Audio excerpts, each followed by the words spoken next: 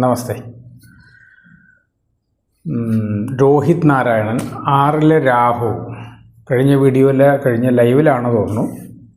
6 നിൽക്കുന്ന രാഹു ശുഭഫലങ്ങളല്ലേ തരിക എന്നുള്ളൊരു ചോദ്യം ചോദിച്ചു. ഈ രാഹുവിനെക്കുറിച്ച് സത്യത്തിൽ 1-2 വീഡിയോസ് നമ്മൾ ചെയ്തിട്ടുണ്ടെങ്കിലും രാഹു ഒരു വലിയ സമസ്യയാണ്. അപ്പോൾ നമ്മൾ നോർമലായിട്ട് കോമണായിട്ട് പറയാം 3, 6, 11 നിൽക്കുന്ന ഭാവഗ്രഹങ്ങൾ ശുഭഫലങ്ങളെ തരും എന്ന കൺസെപ്റ്റ് വെച്ചിട്ടാണ് അദ്ദേഹം അത് പറഞ്ഞിട്ടുണ്ടാവുക. പക്ഷെ 6 നിൽക്കുന്ന രാഹു ദോഷഫലങ്ങൾ നന്നായി തരും. ദശ വരുമ്പോൾ എപ്പോഴും ആദ്യ 6-ാം ഭാവത്തെക്കുറിച്ചൊന്ന് മനസ്സിലാക്കുക. ദശ വരുമ്പോൾ ആധിപത്യ ഫലമാണ് തരിക, അതാണ് ഉദ്ദേശിച്ചത്. ദശ വരുന്ന സമയത്ത് 6ൻ്റെ ഭാവാധിപത്യ ഫലമാണ് തരിക. അപ്പോൾ രാഹു 6 നിന്ന് ദശ നടത്തുമ്പോൾ 6-ാം ഭാവാധിപത്യം തരും.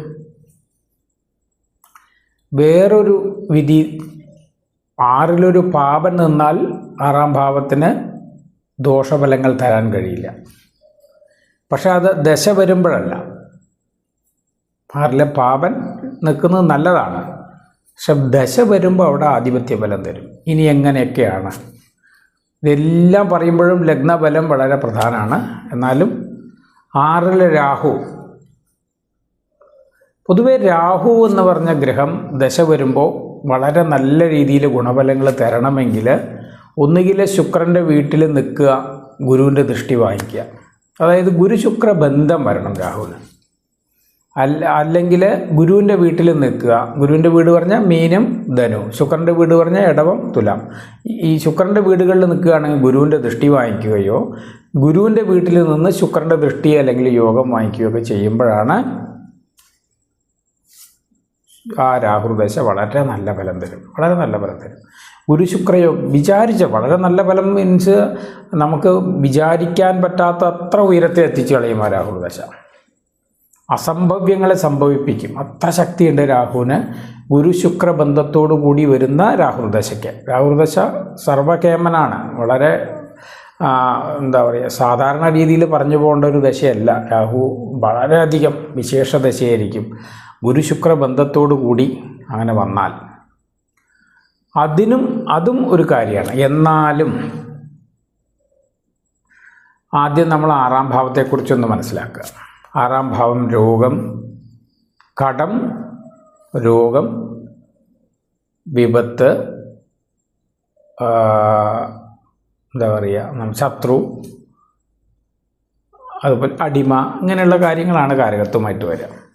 അവിടെ രാഹു നിന്നു കഴിഞ്ഞാൽ, പാപഗ്രഹം ഒരു ഭാവത്തിൽ നിന്നു കഴിഞ്ഞാൽ ഭാവത്തിൻ്റെ ശക്തിയില്ലാതെയാവും. 6ൽ നിൽക്കുന്ന രാഹു കടം തരില്ല, രോഗം തരില്ല. ദശ വരുമ്പോൾ പൊതുവെ 6ൽ നിൽക്കുന്ന രാഹു 6-ാം ഭാവത്തിനെ കേടുവരുത്തും. 6-ാം ഭാവത്തിനെ കേടുവരുത്തുക എന്ന് പറയുന്നത് 6-ാം ഭാവ ഫലങ്ങൾ തരാതിരിക്കുക എന്നുള്ളതിനാണ്. ശത്രുത വരുത്തില്ല. ഒരു പാപൻ 6ൽ നിന്നാൽ, അത് കേതുവൊക്കെ ആണെങ്കിൽ വിശേഷമാണ്. രാഹു നിൽക്കുമ്പോൾ കുറച്ച് കൂടുതൽ പാപമാവും. എന്നാലും പാപൻ 6ൽ നിൽക്കുന്നത് ആ ഭാവത്തിനെ കേടുവരുത്തും. ആ കൺസെപ്റ്റിലാണ് 6-ാം ഭാവ അധിപൻ രാഹുദശ 3, 6, 11 നിന്നാൽ ഗുണമാണെന്ന് പറയുന്നത്. 6നെ കേടുവരുത്തും എന്നുള്ളതാണ്. ശുഭൻ വന്നു കഴിഞ്ഞാൽ 6നെ വർദ്ധിപ്പിക്കും. അതായത് കടം വരും. 2 കാര്യമാണ്, കടം വരും, ശത്രു വരും, അടിമയാവും, ഇങ്ങനെ എല്ലാം വരും. 2 കാര്യമാണ്. രാഹു നിന്ന് കടം വാങ്ങിച്ചു കഴിഞ്ഞാൽ കടം വരും. കടം വാങ്ങിച്ചു കഴിഞ്ഞാൽ, കടം വാങ്ങിച്ചിട്ടുണ്ടെങ്കിൽ പോലും നമ്മൾ കടം വാങ്ങിച്ച ആളെ അഭിമുഖീകരിക്കാൻ ഒരു ഭയം ഉണ്ടാവില്ല. നീ ആരുടെ എന്ന രീതിയിൽ അഭിമുഖീകരിക്കും. ധൈര്യത്തോടു കൂടി അഭിമുഖീകരിക്കാൻ നമുക്ക് കഴിയും. അതായത് ആരുടെ കയ്യിൽ നിന്നാണോ നമ്മൾ ധനം കടം വാങ്ങിയത് അയാളെ നമ്മൾ ശരിക്കും പറഞ്ഞ് ശക്തമായി നേരിടാൻ കഴിയും. ഒരു പാപഗ്രഹം 6ൽ നിൽക്കുമ്പോൾ, ഒരു പാപഗ്രഹമാണ് 6ൽ നിന്നിട്ട് ദശ നടത്തുന്നതെങ്കിൽ കടം വാങ്ങിച്ചാലും ആ വാങ്ങിച്ച നമുക്ക് പേടിയുണ്ടാവില്ല. ആരുടെ കയ്യിൽ നിന്നാണോ വാങ്ങിച്ച അയാൾക്ക് നമ്മളെ കാണുമ്പോൾ പേടിയുണ്ടാവും. അതായത് ചില ഗുണ്ടായിസൊക്കെ കണ്ടിട്ടില്ലേ, ഗുണ്ടകളൊക്കെ സാധാരണ പലിശക്കാരിൽ നിന്നൊക്കെ പണം വാങ്ങിച്ചിട്ട് അവർ വളരെ ശക്തമായിട്ട് ബോൾഡായിട്ട് പറയും, തരാൻ പറ്റില്ല, പറ്റുന്നത് നോക്ക്, എന്നൊക്കെ പറയുന്ന തരത്തിൽ പാപത്വത്തിന് വന്നു കഴിഞ്ഞാൽ അങ്ങനെ ചെയ്യാം. അപ്പോൾ 6ൽ പാവൻ വരുമ്പോൾ നമുക്ക് കടം വാങ്ങിച്ച് ധൈര്യമായിട്ട് നടക്കാനുള്ള ശക്തി തരും. അതാണ് 6ാം ഭാവം. അതേസമയം 6ൽ ശുഭൻ നിന്ന് കഴിഞ്ഞാൽ, ഗുരു ശുക്രൻ അങ്ങനെയൊക്കെ നിന്ന് കഴിഞ്ഞാൽ കടം വാങ്ങിച്ച ആളെ കാണുമ്പോൾ നമ്മൾ ഓടി ഒളിക്കും, പേടിയാവും. കാര്യം നമുക്ക് ധൈര്യമില്ല മീൻസ് ആ പ്രതിസന്ധിയെ നമുക്കൊരു ധർമ്മബോധം വരും. 6ാം ഭാവത്തിൽ ശുഭത്വം വന്നു കഴിഞ്ഞാൽ ധർമ്മബോധം, അയ്യോ എങ്ങനെയാണ് കടം വാങ്ങിച്ച ആളെ ബുദ്ധിമുട്ടിക്കുക, അപ്പോൾ അയാൾക്ക് ഇപ്പോൾ കൊടുക്കാൻ കയ്യിൽ കാശില്ല, കാര്യം 6ാം ഭാവാധിപൻ്റെ ദശ നടക്കുകയാണ്. അപ്പോൾ നമ്മൾ ഓടി ഒളിക്കും. അതാണ് ശുഭൻ വന്നാലുള്ള മാറ്റം. ഇനി രാഹു 6ാം ഭാവത്തിൽ വന്നു എന്ന് വയ്ക്കുക. എല്ലാം ഇതും പറയുന്നില്ല, 3 ലഗ്നങ്ങൾക്ക് പറയാം. ഒന്ന്, ഗുരുവിൻ്റെ 2 ലഗ്നങ്ങൾ, ഗുരുവിൻ്റെ ധനുവിലും മീനത്തിലും രാഹു നിൽക്കുകയാണ് 6ാം ഭാവാധിപത്യം വഹിച്ച്. അപ്പോൾ ആദ്യം ധനു ആണെങ്കിൽ കർക്കടക ലഗ്നത്തിന് 6ാം ഭാവാധിപത്യമാണ് ധനു വരിക. കർക്കടകത്തിൻ്റെ 6ാം ഭാവമാണ് ധനു. അപ്പോൾ അവിടെ രാഹു നിന്ന് ചിങ്ങത്തിലോ അല്ലെങ്കിൽ മറ്റെവിടെയെങ്കിലോ നിന്ന് ഗുരുവിൻ്റെ ദൃഷ്ടി രാഹു വാങ്ങിച്ചാൽ, അപ്പോൾ ഞാൻ ആദ്യം പറഞ്ഞു ഗുരു-ശുക്ര ബന്ധം വന്ന് രാഹുദശ വളരെ സ്ട്രോങ് ആയിരിക്കും എന്ന് പറഞ്ഞു. ഇവിടെ ശുക്രബന്ധമില്ല, ഗുരുബന്ധം മാത്രമേ ഉള്ളൂ. ഗുരുദൃഷ്ടി വാങ്ങിച്ചു എന്ന് വയ്ക്കാം. 6ൽ നിൽക്കുന്ന രാഹു ഗുരുദൃഷ്ടി വാങ്ങിച്ചു. കർക്കടക ലഗ്നത്തിന് 6ൽ രാഹു നിന്നു, ചിങ്ങത്തിൽ ഗുരു നിന്നു. ഗുരുവിൻ്റെ 5ാം ദൃഷ്ടി രാഹുവിന് വാങ്ങിച്ചു. വട്ടമിട്ട് തിരിയും നമ്മൾ. ആ 6ാം ഭാവാധിപനായിട്ടുള്ള രാഹുവിൻ്റെ ദശ സർവനാശം വരുത്തും. ഗുരുദശയും നന്നാവില്ല, കാര്യം ഗുരു 6ാം ഭാവമായിട്ട് ബന്ധം വരികയാണ്. അപ്പോൾ ആധിപത്യ ഫലങ്ങൾ ഏകദേശം ഒരു 10-35 വർഷം ഒന്നിച്ച് വരും. കർക്കടക ലഗ്നത്തിന് രാഹു നിന്ന് ഗുരു വരുന്നത് നന്നല്ല. ഇനി അങ്ങനെ വന്നു എന്ന് വയ്ക്കുക. ചന്ദ്രൻ അതീവ ബലവാനായിട്ട് മറ്റു രീതിയിലെങ്കിലും നിൽക്കുക. 2, ഈ രാഹുവിനെ ഒരു ശനിയോ അല്ലെങ്കിൽ ചൊവ്വയോ ദൃഷ്ടി ചെയ്തു കഴിഞ്ഞാൽ ദോഷം തീരും. ദോഷം കുറയും. പൂർണ്ണമായി തീരില്ല, കുറയും. കാര്യം എന്തുകൊണ്ടാണ് അങ്ങനെ സംഭവിക്കുന്നത്? രാഹു ശുഭനാവും. ശുഭൻ്റെ വീട്ടിൽ നിന്ന് ശുഭൻ്റെ ദൃഷ്ടി വാങ്ങിച്ച്, അതായത് രാഹു എവിടെ നിന്നാലും ആ ഭാവത്തിൻ്റെ ആധിപത്യം തരും. ആ ഭാവാധിപനെ പോലെ ജോലി ചെയ്യും. പിന്നൊന്ന്, രാഹു ഏതെങ്കിലും ഏത് ഭാവത്തിലാണോ നിൽക്കുന്നത് ആ ഭാവത്തിൻ്റെ അധിപതിയെ പോലെ തന്നെയാണ് ക്രിയ ചെയ്യുന്നത്. അതായത് കർക്കടകത്തിൽ 6ൽ നിൽക്കുന്ന രാഹു ഗുരുവിനെ പോലെ, 6ാം ഭാവാധിപനായ ഗുരുവിനെ പോലെ തന്നെയാണ് ജോലി ചെയ്യുക. 2, രാഹുവിൻ്റെ കൂടെ ഏത് ഗ്രഹമാണോ ചേരുന്നത് ആ ഗ്രഹത്തിൻ്റെ ബലം ചേർത്ത് തരും. 3, ഏത് ഗ്രഹമാണോ രാഹുവിന് നോക്കുന്നത് ആ ദൃഷ്ടി ബലം ചേർത്ത് തരും. ഇങ്ങനെയാണ് രാഹു ബലം തരിക. രാഹുവിൻ്റെയും കേതുവിൻ്റെയും ഫലം എടുക്കാൻ കുറച്ച് റിസ്ക് ഉണ്ട്. ബന്ധങ്ങൾ കൂടുന്നതിനനുസരിച്ച് രാഹുവിൻ്റെയും കേതുവിൻ്റെയും ഫലങ്ങളിൽ വ്യത്യാസം വരും.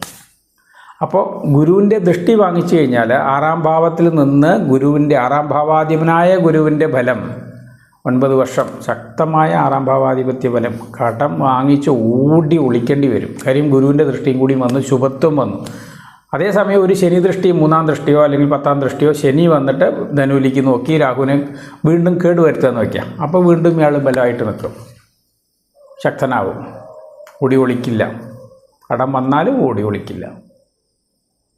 അതായത് ഓടി ഒളിക്കുക എന്ന് പറയുമ്പോൾ നമുക്ക് നിവർത്തികേട് മാനസികമായിട്ടും ശാരീരികമായിട്ടും എല്ലാ രീതിയിലും അധപതിക്കുന്ന ഒരവസ്ഥ വരും എന്നുള്ളതാണ് ഉദ്ദേശിക്കുന്നത്.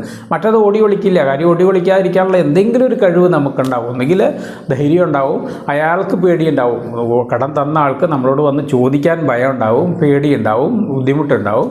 അല്ലെങ്കിൽ നമുക്ക് കടം കൊടുക്കാനുള്ള കപ്പാസിറ്റി ഉണ്ടാവും. നാളെ തരുവടാ, എവിടെ ഓടിപ്പോകുന്നില്ലല്ലോ എന്ന് ചോദിക്കും. ആ ചോദിക്കാനുള്ള കഴിവ് തരുന്നത് പാപത്വമാണ്. അയ്യോ എങ്ങനെ ഞാൻ തരാതിരിക്കുക എന്ന് പറഞ്ഞിട്ട് ഓടിപ്പോകുന്നത് ശുഭത്വമാണ്. അപ്പോൾ ശുഭത്വം വരുന്നതിനനുസരിച്ച് നമുക്ക് ധർമ്മബോധം വരും, സാത്വിക ചിന്തകൾ വരും. പാപത്വം വരുന്നതിനനുസരിച്ച് നമ്മൾ എതിരിടും. ഞാനെവിടെ കടം വാങ്ങിച്ചിട്ട് നമ്മൾ അവനോട് പറയുന്ന ഭാഷ എന്തായിരിക്കും? ഞാനെവിടെ ഓടിപ്പോകുന്നല്ലോ, നീ എന്താ ഇത്ര പേടിക്കാനുള്ളത്? എന്നല്ലെങ്കിൽ നാളെ പൈസ ഉണ്ടാകുമ്പോൾ തരും എന്ന് പറയും. അത് രാഹുവിന് പാപബന്ധം വരുമ്പോഴാണ്. അപ്പോൾ രാഹു കർക്കടക ലഗ്നത്തിന് 6ൽ നിന്ന് കഴിഞ്ഞാൽ അത് ഗുരുദൃഷ്ടിയും കൂടി വാങ്ങിച്ചു കഴിഞ്ഞാൽ ദോഷം വരും. അതേസമയം തുലാലഗ്നത്തിന് 6ൽ മീനത്തിലെ രാഹു നിന്ന് ഗുരുദൃഷ്ടി വാങ്ങിച്ചാൽ, കന്നിയിൽ നിൽക്കുന്ന ഗുരുദൃഷ്ടി വാങ്ങിക്കുകയാണെങ്കിൽ അതും ദോഷമായിട്ട് തന്നെ വരിക. അതിന് പരിഹാരമാണ് ഏതെങ്കിലും ഒരു പാപഗ്രഹത്തിൻ്റെ ദൃഷ്ടി കൂടി അതിലേക്ക് വരിക, അല്ലെങ്കിൽ യോഗം അതിന് രാഹുവിന് വരിക. അങ്ങനെയാണെങ്കിൽ അവിടെ വീണ്ടും അയാൾ ശക്തനായിരിക്കും. കടം വാങ്ങിച്ച ആളെ എതിർക്കാനുള്ള ശക്തി ഇയാൾക്കുണ്ടാവും. എന്തെങ്കിലും ഒന്നുകിൽ ഇയാളുടെ ധൈര്യം ഉണ്ടാവും. അപ്പോൾ അയാളെ കാര്യം ധൈര്യപൂർവ്വം പറയും, ഞാൻ തരും, പേടിപ്പിക്കേണ്ടതേ, ഇന്നല്ലെങ്കിൽ നാളെ ഉണ്ടാകുമ്പോൾ തരും എന്ന് പറയും. അപ്പോൾ അവൻ പേടിച്ച് പോയിക്കോളും. പിന്നെ അതായത് തുലാലഗ്നത്തിന് 6ലെ രാഹു, ശുഭൻ്റെ വീട്ടിൽ നിൽക്കുന്ന രാഹു ശുഭനെ പോലെ ജോലി ചെയ്യുന്നതുകൊണ്ടാണ് അവിടെ ദോഷം വരുന്നത്. പാപൻ്റെ വീട്ടിൽ നിൽക്കുന്ന രാഹു ആണെങ്കിൽ ആ പാപത്വമാണ് വരിക. അവിടെ കടം വാങ്ങിച്ചിട്ട് അയാൾ എന്തായാലും കെട്ട ആധിപത്യമുള്ള ഗ്രഹങ്ങളുടെ ദശ അത്ര വലിയ ഗുണം ചെയ്യില്ല. അപ്പം 3ഉം 11 പോലെ അല്ല 6ാം ഭാവാധിപത്യം. രാഹു 6ൽ നിൽക്കുമ്പോൾ 6ൻ്റെ ബുദ്ധിമുട്ടുകൾ തരും. പക്ഷേ അവിടെ എതിരിടാനുള്ള ശക്തി, അല്ലെങ്കിൽ ലഗ്നത്തിൻ്റെ ബലത്തിനനുസരിച്ച് മറ്റ് ഭാവങ്ങളുടെ ബലത്തിനനുസരിച്ചാണ് ഏത് ബലം, അതെങ്കിൽ കടമാണോ ശത്രുവാണോ എന്നൊക്കെ പിന്നെ നമ്മൾ നോക്കുമ്പോഴാണ് മനസ്സിലാവുക.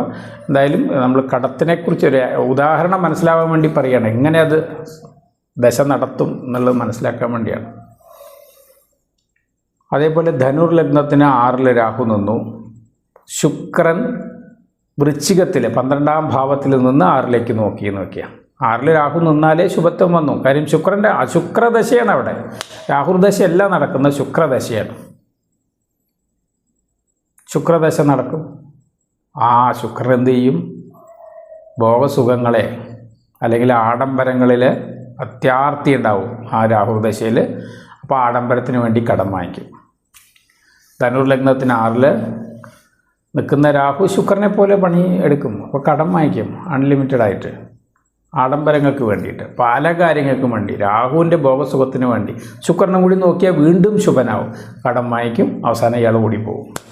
ഓടിപ്പോകാൻ മീൻസ് കടം വാങ്ങിച്ച ആളെ കാണുമ്പോൾ ഓടിപ്പോവേണ്ട ഗതികേട് വരും. ആദ്യത്തെ 10 കൊല്ലം, ഇങ്ങനെ ആദ്യത്തെ 9 കൊല്ലം. ആദ്യ പകുതി 6ാം പകുതി, 2ാം പകുതി 11ാം ഭാവാധിപത്യം വരും. അപ്പോൾ ഇങ്ങനെ ശുഭൻ്റെ വീട്ടിൽ നിൽക്കുന്ന രാഹു 6ാം ഭാവാധിപത്യം വരുന്നത് വളരെ നല്ലതായിരിക്കില്ല. ചില സമയങ്ങളിൽ ഒരു പാപൻ്റെ ബന്ധം കൂടി വരികയാണെങ്കിൽ ചിലപ്പോൾ ഗുണം ചെയ്യും. പൊതുവേ 6ൽ നിൽക്കുന്ന രാഹു 6ാം ഭാവത്തിനെ കേടുവരുത്തും എന്ന കൺസെപ്റ്റ് നോക്കിക്കഴിഞ്ഞ് കഴിഞ്ഞാൽ ദശയിലല്ല അത് വർക്ക് ചെയ്യുക. മറ്റ് സമയങ്ങളിൽ 6ാം ഭാവത്തിൻ്റെ ദോഷഫലങ്ങൾ ഉണ്ടാവില്ല. അതായത് ഇയാൾക്ക് കടം പൊതുവേ ഉണ്ടാവില്ല. ദശ വരുന്ന സമയത്ത് ബുദ്ധിമുട്ടുകൾ വരും. കാര്യം എന്ത് തന്നെയാണെങ്കിലും 6ാം ഭാവാധിപത്യം ദോഷമാധിപത്യമാണ്, 3, 11 പോലെയല്ല. അപ്പോൾ നമ്മൾ വിചാരിക്കും 3, 6, 11 പാപം തന്നാൽ നല്ലതല്ലേ? നല്ലതാണ്, പക്ഷേ ദശ വരാൻ പാടില്ല. 6ാം ഭാവത്തിൽ നിന്നിട്ട് ദശ വരാതിരിക്കുന്നതാണ് നല്ലത്. 6ാം ഭാവത്തിൽ നിന്ന് ദശ വന്നു കഴിഞ്ഞാൽ 6ാം ഭാവ ആധിപത്യം തരുമെന്നുള്ളതാണ്. അപ്പോൾ രാഹുവിൻ്റെ 3 ലഗ്നങ്ങളെക്കുറിച്ചാണ് പറഞ്ഞത്. അത് 3 ശുഭലഗ്നങ്ങളാണ്. അതായത് ഗുരുവിൻ്റെയും ശുക്രൻ്റെയും, ഞാൻ അത് പറഞ്ഞു, ഗുരുവിൻ്റെ ശുക്രൻ്റെയും 2 ഗ്രഹങ്ങളുടെ യോഗം ഒരേ സമയത്ത് രാഹുവിന് വന്നു കഴിഞ്ഞാൽ രാഹു കുട്ടിക്കുത്തിപ്പാറും. അത് ചെറിയ രീതിയിലായിരിക്കില്ല. അങ്ങനെ വന്ന അപൂർവ ആളുകൾ, അതായത് ഒന്നുമില്ലായ്മയിൽ നിന്ന് കോടികളിലേക്ക് കയറ്റിക്കൊണ്ടുപോകും ആ രാഹുദശ. മിക്കവാറും അങ്ങനെയുള്ളവരൊക്കെ ഉണ്ടാവും. ഈ വീഡിയോ കാണുന്നവരുണ്ടെങ്കിൽ ഇതിൻ്റെ താഴെ കമൻറ്റ് ചെയ്താൽ മതി. തീർച്ചയായിട്ടും രാഹുവിന് ഗുരുവിൻ്റെ വീട്ടിൽ നിന്ന് ശുക്രൻ്റെ ദൃഷ്ടി വരിക, അല്ലെങ്കിൽ ഗുരുവിൻ്റെ വീട്ടിൽ ശുക്രയോഗത്തോടു കൂടി നിൽക്കുക. അതായത്